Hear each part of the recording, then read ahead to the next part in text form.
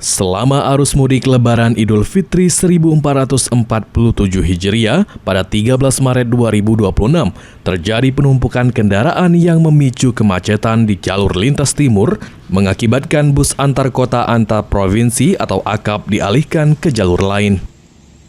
Terhitung sejak 13 Maret lalu, jalur bus antar kota antar provinsi atau AKAP dialihkan melintas melalui jalur lintas tengah untuk mengurai kepadatan lalu lintas. Berdasarkan data terminal Alang-Alang Lebar, jumlah penumpang yang masuk ke terminal pada 13 hingga 16 Maret 2026 mencapai 3.381 orang. Sementara itu, jumlah bus AKAP yang beroperasi di terminal tersebut tercatat sebanyak 130 unit dalam periode yang sama. Kedatangan penumpang itu belum ada peningkatan karena peningkatannya ada penutupan arus jalan di lintas timur, dialihkan ke lintas tengah.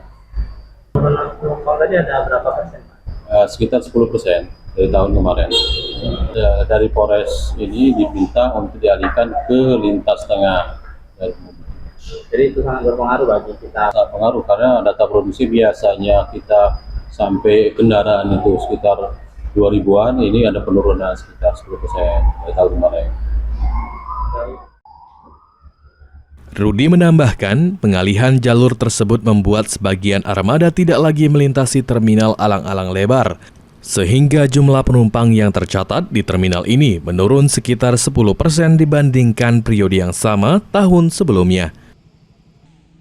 Muhammad Aidil, PAL TV.